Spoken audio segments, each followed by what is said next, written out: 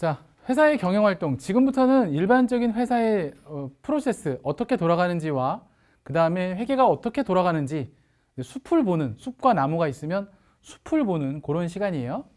자, 회사가 장사를 해요. 경영활동을 해요. 자, 그러면 자, 이런 것들을 기록하고 요약을 해요. 옛날에 왜 우리 뭐 그 조선왕조 실록 이런 거 보면 다 승지들이 다 적잖아요. 그죠? 마찬가지로 여기도 마찬가지로 우리가 얼마를 벌었어, 얼마를 팔았어, 뭐 얼마를 썼어 이런 것들을 쭉 기록을 하는 거예요. 아까 우리 앞전에서 배웠던 복잡한 방식의 회계 처리를 해서 부기를 해서 복식부기로 기록하고 그것을 자 그래서 쭉 적고 그래서 합계가 얼마야 요약을 하는 거예요. 간단하게. 여러분 카페에서 알바해 본 친구들 보면 일 마감 뭐 이런 거 해보신 분들 있을 거예요. 카페 뭐 베스킨라빈스, 그죠? 뭐 던킨도너츠 이런 데서 일 마감 해보신 분들 계실 거예요. 일 정산 또는 편의점 야간 알바 해보신 분들도 그 일 정산 하거든요. 저도 야간 알바 해봤었는데 어쨌든 자 그다음에 그러면 이제 이게 모이잖아요. 그럼 정보가 돼요. 결국엔 그게 어려운 게 아니에요. 야 그래서 오늘 매출액이 얼마야? 얼마를 벌었어? 그래서 얼마를 지출했어? 그 요약하는 거. 그 다음에 그 정보가 쌓이면 이걸 나만 알고 있으면 안 되고 누군가에게 전달을 해야 돼요. 내가 편의점 알바를 하는데 내가 편의점 오늘 일 마감을 했어. 사장님이 와서 사장님이 이제 나는 야간 파트타임이고 사장님 내일 아침에 내가 퇴근하기 전에 일 마감 내용을 정리해 놓으면 사장님이 아침에 보실 거야. 그러면 정보를 전달하는 사람은 내가 사장님 알바인 내가 사장님한테 보여주려고 전달을 하는 거잖아요. 근데 일반 회사는 되게 이해관계자가 많다고 했잖아요. 그죠? 정보 이용자가 많다고 했잖아요. 그러니까 불특정 다수한테 보여줘야 되니까 그냥 나랑 사장님만 아는 용어로 이제 쓱싹쓱싹 거리기에는 너무 가벼워. 그래서 일종의 룰을 만들어 놓은 거예요. 일종의 법칙을 만들어 놓고 그렇게 하기로 약속을 해놓은 규약이 있어요. 그래서 전달을 할 때 많은 사람들의 이해관계자가 볼 것이기 때문에 미리 어느 정도는 딱 우리가 격식을 갖춰서 전달을 해요. 예, 나중에 배우시게 되는데 그걸 뭐라고 하냐면 기업회계 기준이라고 합니다. 기업회계 기준에 맞춰서 전달을 하게끔 되어 있어요. 자, 그래서 자 회계 정의 앞에서 배웠던 회계 목적하고 연결되는 부분이에요. 회계란 회사의 경영활동에 관심을 갖는 다양한 이해관계자가 뭐라고 얘기했죠? 바꿔서 말하면 정보 이용자라고 했죠. 그죠? 정보 이용자 또는 이해관계자들의 뭐에 대한 의사결정? 돈과 관련된 의사결정이니까 우리가 뭐라고 합니까? 그걸 경제적 의사결정이라고 말을 하죠. 그죠? 경제적 의사결정을 할 수 있도록 경영활동을 기록하고 추적하여 자 회사에 관한 유용한 재무적 정보를 측정하여 전달하는 과정을 우리가 회계의 정의라고 말할 수 있어요. 회계의 목적하고 회계의 정의랑 유사하죠? 예, 같은 걸로 보셔도 돼요. 예, 좋아요. 자, 그래서 그럼 여기 아까 얘기했던 그 정보 이용자 또는 이해관계자들이 좀 더 디테일하게 보면 구분이 돼요. 구분이 되는데 정말 구분이 단순해요. 자, 내부 정보 이용자가 있고 외부 정보 이용자가 있어요. 근데 이거 제가 더 나가기 전에 미리 구분을 말씀을 드리면 내부 외부를 나누는 기준은 회사 안에 있느냐 회사 밖에 있느냐가 이 구분 기준이에요. 알겠죠? 자 그러면 내부 정보 이용자 자 딱 두 사람이에요. 경영자와 종업원. 경영자와 종업원은 회사 안에서 월급 받는 사람들이에요. 잠깐 선생님 참 저를 부르실 때는요 선생님이라 하시면 돼요. 알겠죠? 예, 저는 선생님이 저 좋아요. 예. 그래서 제가 또 선생님이란 말을 너무 좋아해서 제가 사실 유튜버예요. 예, 구독자 수 한 5,000명 데리고 있는 유튜버거든요. 모르셨구나. 예, 있어요. 제 채널 이름이 여기 근처 탕정에 여기 선문대학교 원학원 503호예요. 지금 여기 강의 찍고 있는 데가 여기 탕정에서 멀지 않은 여기 앞에 보면 그 GS25시 편의점 2층이 있어요. 거기 이선생 회계전문학원이라고 있는데 제 학원이에요. 제 학원인데 좀 있으면 접어요 거기. 근데 어쨌든 제가 유튜브 채널이 있어요. 이선생 회계전문학원. 그리고 네이버에 카페도 있어요. 저희 학원 이름으로. 그래서 제가 이선생입니다. 예, 제가 이선생이에요. 영화 독전이라는 영화 있죠. 예, 독전에도 이선생이 나오죠. 거기는 이제 마약하는 이선생인데 저는 회계하는 이선생이에요. 예. 어쨌든 경영자, 종업원 이 사람들은 회사 내부에서 월급 받는 사람들인데 여기서 의아할 거예요. 경영자가 선생님 사장님 아닌가요? 맞죠? 그러면 생각을 해보세요. 삼성전자의 김기남 대표이사를 제가 아까 사장님이라고 했죠. 삼성전자 김기남 대표이사가 뭐라고요? 이사, 임원. 2년제 계약직 임원이에요. 그러면 월급사장이란 뜻이에요. 법인 큰 회사들, 대기업들에서 대표이사라는 어떤 직책은 또는 이사, 뭐 전무이사, 상무이사 뭐 이런 이사 타이틀을 갖고 있는 사람들은요. 그 회사랑 계약한 2년제 임기의 계약직 직원이에요. 쉽게 말하면 여기 선문대학교의 황선조 총장님도 5년 계약직 임원입니다. 엄밀히 따지면. 예, 총장님은 이제 대표이사랑 같은 개념이죠. 그러면 그 위에 재단 이사장님이 사실은 회장님이시고 거기 밑에 여러 계열사가 있잖아요. 뭐 선정관광고등학교도 있고 선화예고도 있고 우리 뭐 계열 회사들 있잖아요. 교육법인 우리 학교법인이 있죠. 우리 선문대학교 소속돼 있는 학교법인. 그러니까 마찬가지로 계열사에 여러 계열사 중에 이제 교장 선생님도 계시고 우리 선문대학교 총장님도 있고 이런 것처럼 계열사 사장님이에요. 우리 총장님은. 그렇게 생각하시면 돼요. 그러면 어떻게 돼요? 철밥통이 아니란 얘기예요. 임기가 끝나면 연임을 하지 않고선 지금 우리 총장님이 3번째 연임하고 계시거든요. 제가 이 학교 오고 한 2년 정도 있다가 총장님이 오셨어요. 예, 처음 오셨어요 그때. 그러니까 이제 거의 그 정도. 저도 거의 여기 한 10년 가까이 있었는데 총장님도 3번째 연임을 지금 하고 계신데 그 사이에 여러분들 이제 입학처, 뭐 교무팀, 그다음에 뭐 취업진로팀, 그다음에 학생지원팀 이런 데 보면 이제 교직원 선생님들 계시잖아요. 그분들은 최소 10년, 20년 근무하신 분들도 있어요. 30년, 40년 근무하신 분도 있고 학교에서. 예.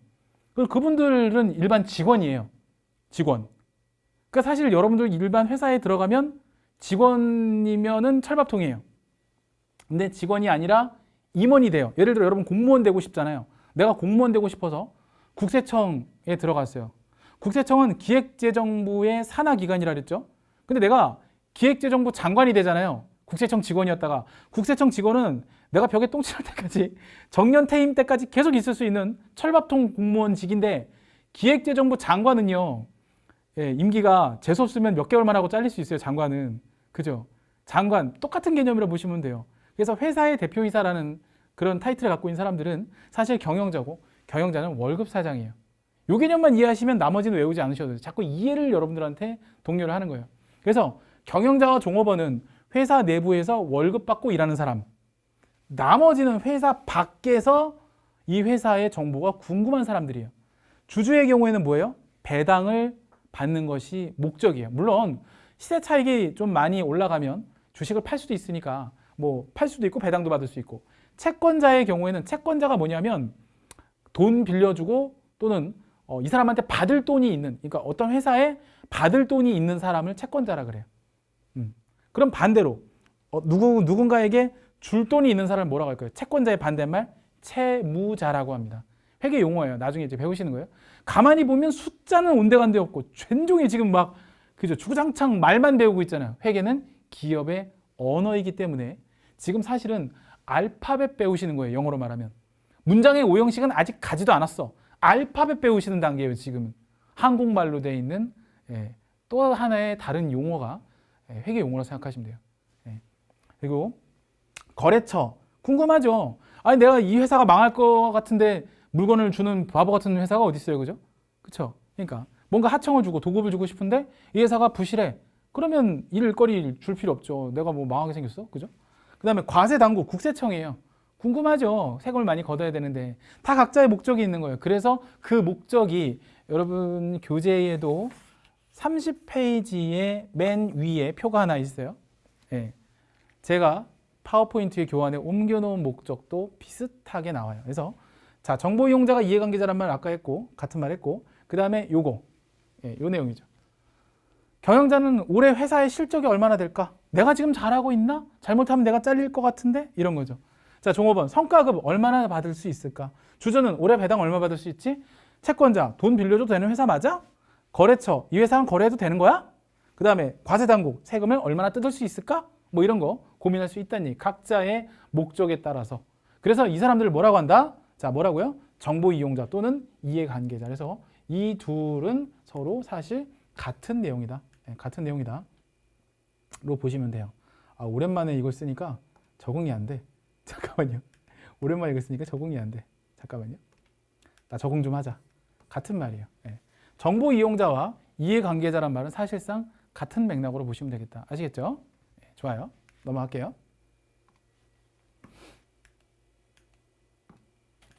자, 자, 그럼 이제 회계 구분이 있어요. 그 바로 아래 보면 회계 분류라고 돼 있어요. 30페이지 가운데쯤에 표가 있는데 제 식대로 좀 정리를 다시 한번 해봤어요. 파워포인트 교환도 같이 좀 보세요. 자, 여기 보시면 내부 정보 이용자 있죠. 내부 정보 이용자. 내부 정보 이용자 중에 이 관리 회계는 사실 누구랑 좀 더 가까운 개념이냐면 이 사람들하고 관련돼 있어요. 경영자, 관리 회계. 이건 왜 그러냐면 내가 지금 잘하고 있나? 를 보면 관리예요, 이게. 예. 사실 저는 요즘에 맨날 자기 전에 맥주를 꼭 한 캔씩 먹고 자는데 뱃살이 주체를 못하고 지금 와이셔츠가 터질 것 같아요.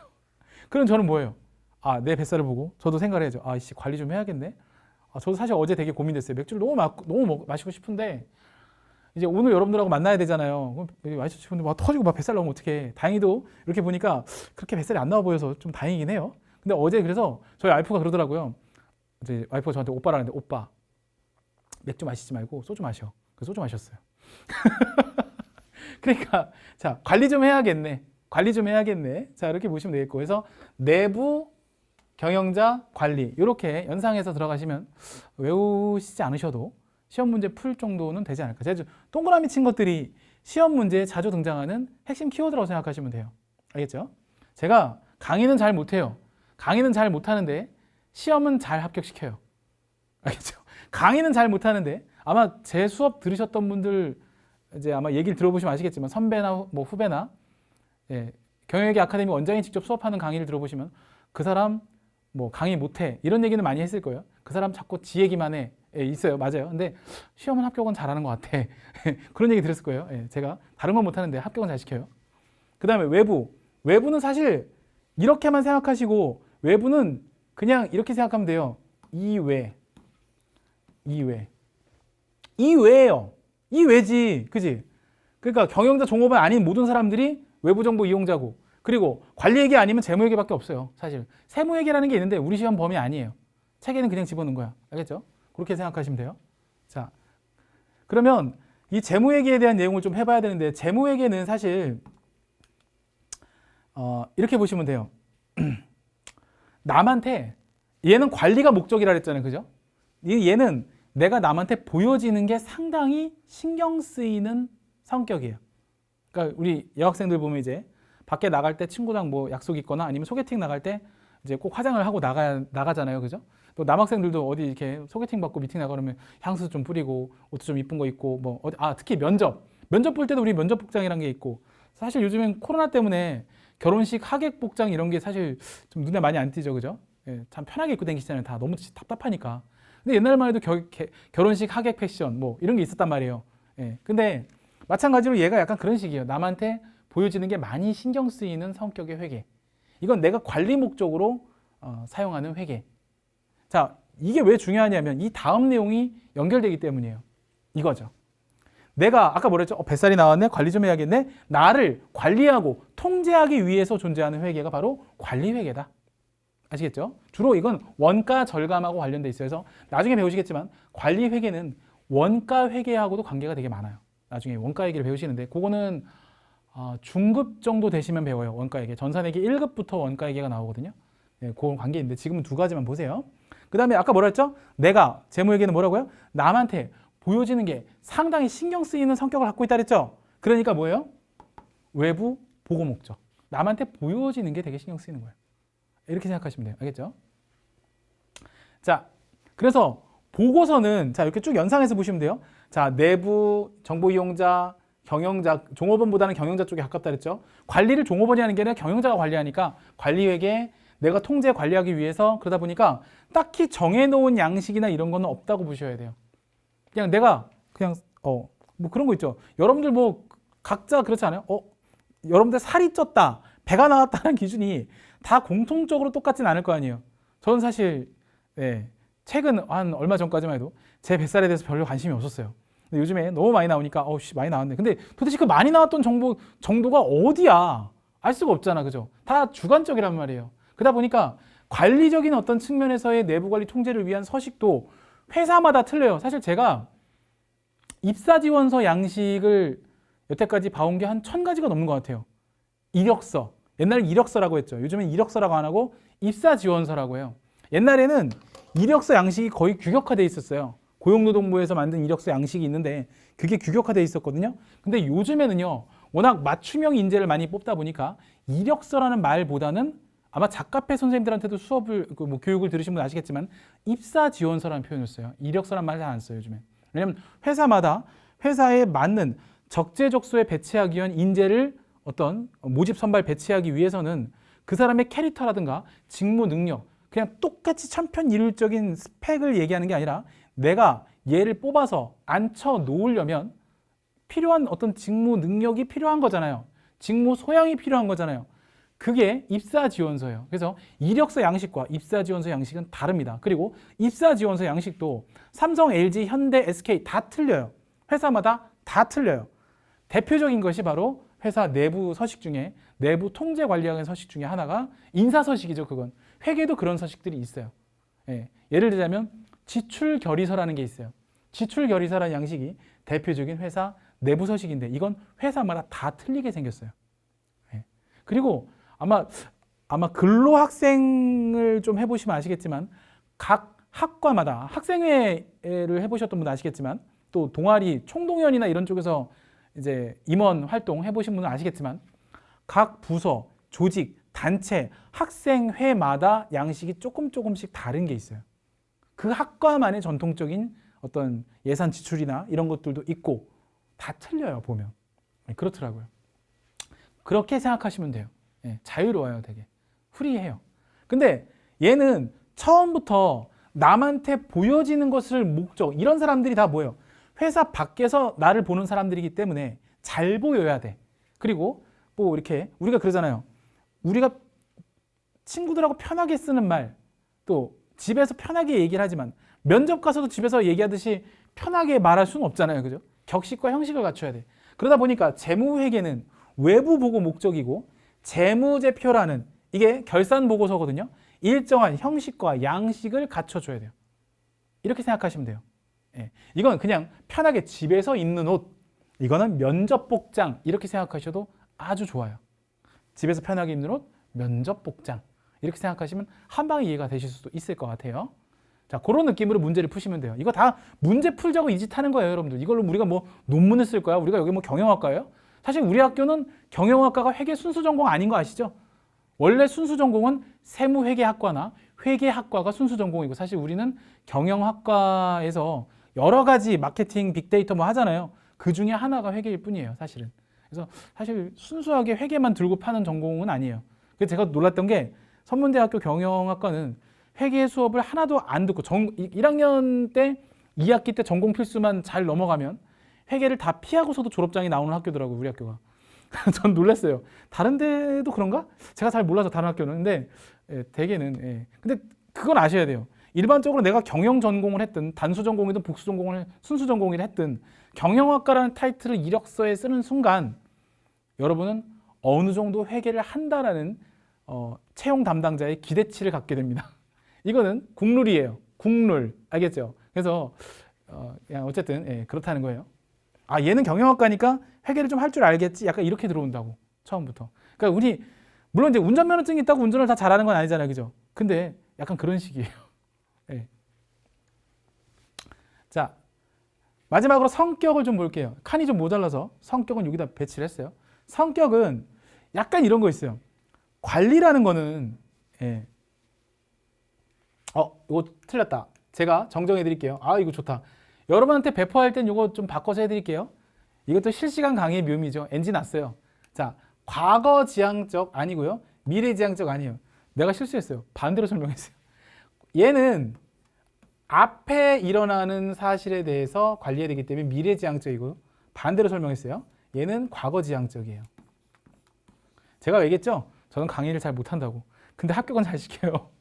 자, 보세요. 자, 관리에게는 왜 그럴 수밖에 없냐 하면 뱃살이 나왔네. 앞으로 살 좀 빼야겠네. 앞으로 살 좀 빼야겠네. 미래지향적. 자, 과거지향적은 뭐냐면 자, 우리 회사의 1년 동안의 상반기 결산 6개월치 상반기 결산. 자, 우리 회사의 1년 동안에 지나온 한 해를 마무리하는 1년 동안의 결산. 다 뭐예요? 과거에 있었던 일을 이제 지금 보고하는 거예요. 보고라는 거는 앞으로 일어날 일에 대한 것도 보고할 수 있겠지만 주로 과거에 일어난 사실을 보고하는 거죠. 그죠? 그러다 보니까 자, 좀 바꿔서 되는데 여러분 교환 나눠드릴 때는 수정해서 드리겠습니다. 자, 그래서 과거지향적 아니요. 미래지향적이고 얘도 미래지향적 아니고 과거지향적이다. 아시겠죠? 성격. 이게 교재에 안 나와 있어요. 근데 시험 문제에는 나오더라고요. 아시겠죠? 잘 기억하시기 바랍니다. 자, 넘어갈게요. 자, 그러면 전체적인 흐름은 쭉 파악을 하신 것 같고 그럼 이 정보에 대한 얘기를 좀 볼게요. 이해관계자에 대한 얘기는 이 정도로 하는 걸로 하고 자, 정보는 바로 재무제표라는 양식. 자, 올라와. 재무제표라는 양식으로 제출이 됩니다. 이게 결산 보고서라고 생각하시면 돼요. 예. 자, 그러면 뭐예요? 이 재무제표는 어떨 때 작성하는 양식이에요? 요럴 때, 요럴 때. 재무회계를 위한 양식이죠. 우리가 배우는 건 재무회계를 배우시는 거예요. 지금 알겠죠? 복식부기 그리고 재무회계입니다.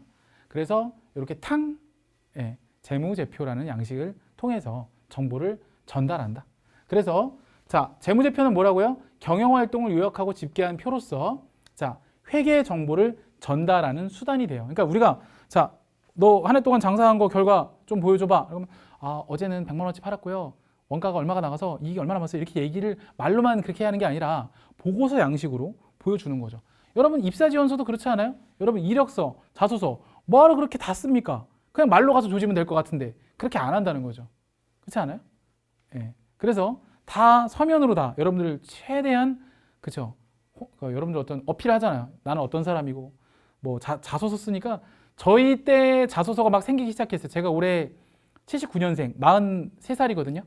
제가 98학번이에요. 학번으로 따지면 거의 여러분 부모님 때랑 별 차이가 없죠. 이제 예, 부모님 중에 좀 젊으신 분들은 저랑 동갑이신 분들도 계실걸요. 어머님 같은 경우는 79년생 양띠예요, 제가.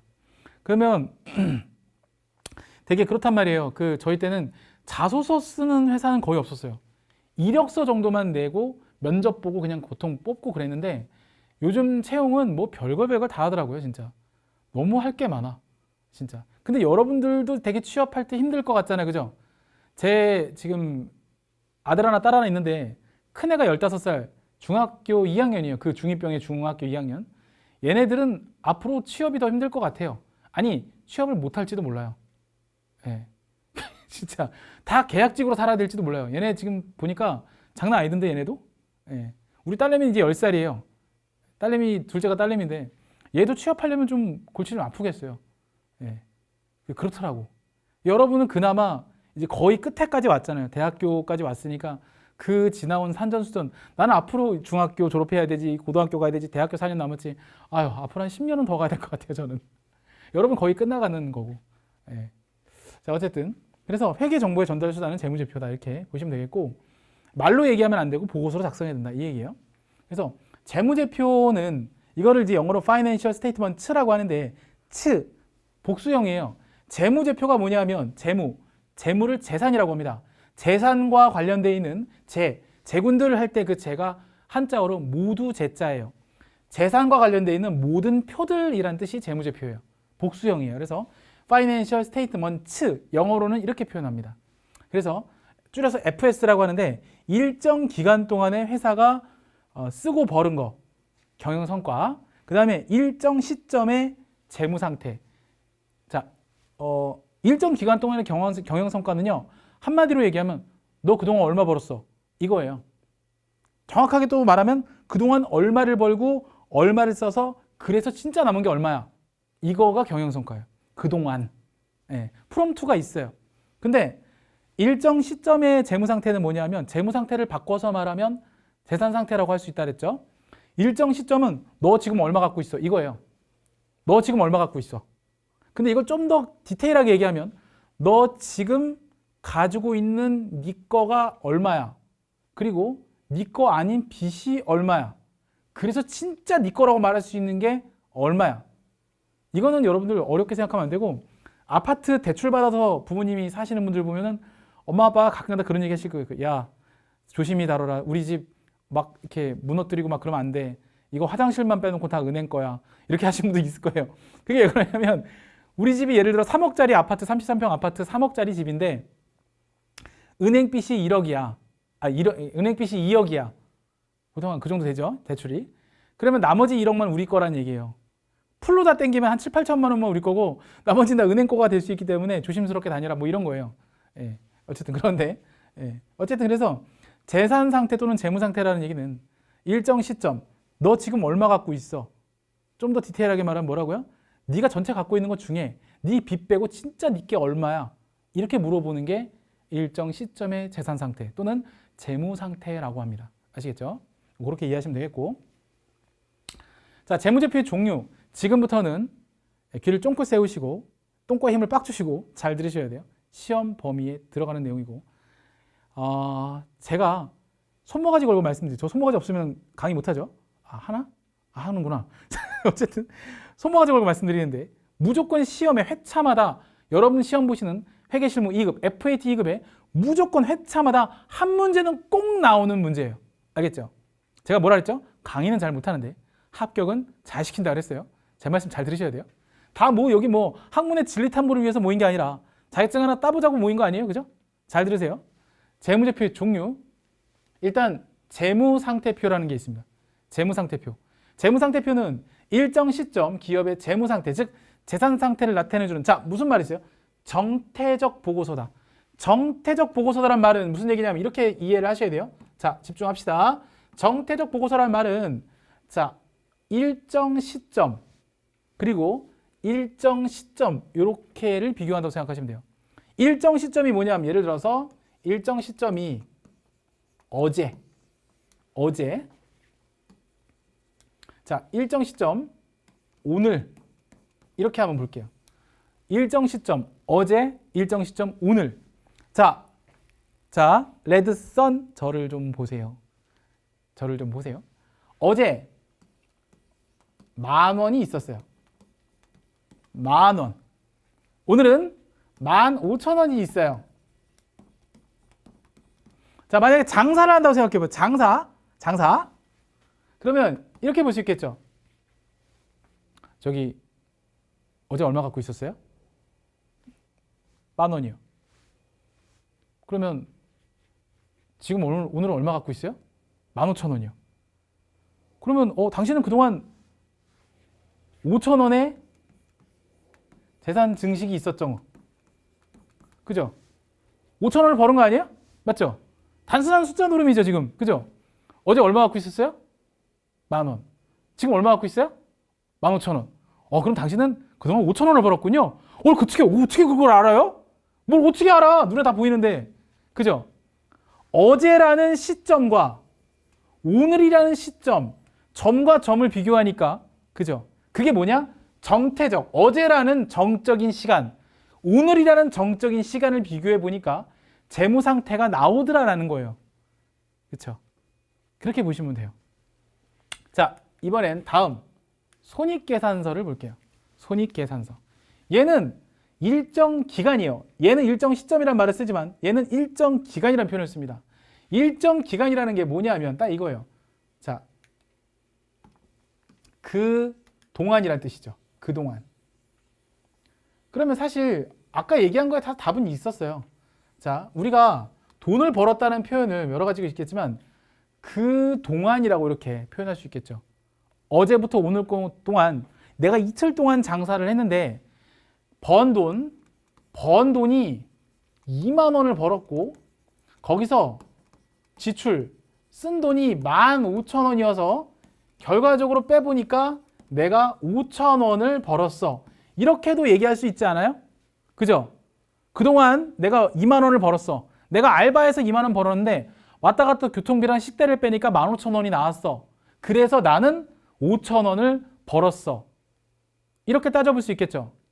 그죠? 이거 잘 따져야 돼요. 이게 생활의 지혜거든? 우리가 정말 제가 세무회계사무소에서 직원으로 일을 하면서 조그맣게 액세서리 이런 거 있잖아요. 뭐 이런 옷 파는 데 있잖아요. 보세 옷 이런 거 파는 그런 샵의 사장님도 저한테는 사장님이었고 대기업 못지않은 중견기업 또는 한 중기업 이상 되는 그런 매출액이 한 1,000억 원대 왔다 갔다 하는 그런 큰 그룹의 계열사 사장님도 저한테는 사장님이었어요. 제가 모신 여러분들의 클라이언트 중에는. 근데 공통적인 특징이 뭐였냐면 사장님들은 아무리 본인이 아니라고 말해도 다 경영자로서의 어떤 그런 기질들이 있어요. 장사를 해서 성공한 사람들 얘기하는 거예요. 실패한 사람들은 뭐 얘기할 게 없고, 성공한 사람들은 항상 따져보는 게 이렇게 따져요. 내가 얼마를 벌었고 얼마를 썼고 그래서 얼마가 남았고 이렇게 따져요. 그리고 뭔가 수셈을 해서 계약을 하거나 진행을 할 때 반드시 따져봐요. 근데 알바도 여러분 그렇게 해야 돼요. 만약에 집 앞에서 내가 별도로 뭐 도보로 왔다 갔다 하면서 알바하는 곳이 시급이 8,720원인 알바 자리가 있고 하루에 똑같이 8시간을 근무하는 자리인데, 근데 내가 왔다 갔다 왕복으로 시급 10,000원을 받고 왔다 갔다 여기서 한 30분 거리에 버스를 타고 왔다 갔다 하는 거리로 시급 10,000원짜리 알바가 있다고 하면 똑같이 8시간일 때 뭐가 더 이익인 줄 아세요? 여러분들은 당연히 30분 버스 타고 왔다 갔다 하는 시간당 10,000원짜리 알바가 더 여러분들한테 좋은 알바라고 생각할 수도 있어요. 미안하지만 그거는 잘못 계산하신 거예요. 시간의 개념을 잘못 계산하신 거예요.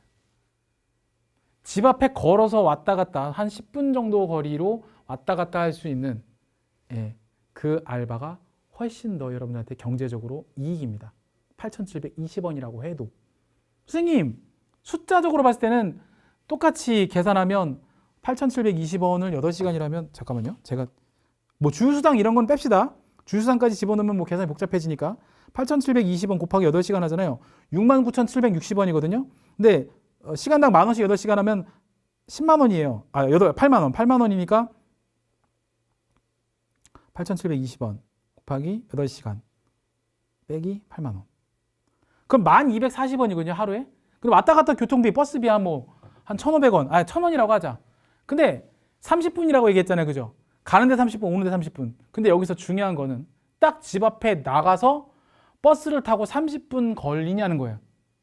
그죠? 그 버스를 타기 위해 내가 기다려야 되는 시간도 포함해야 돼요, 원래. 그리고 왔다 갔다 하는 시간도 평균 시급으로 계산하기 때문에 사실 왕복 1시간이라고 보면 9시간에 10,000원이에요. 시간당. 그러니까 8만 원. 그렇죠.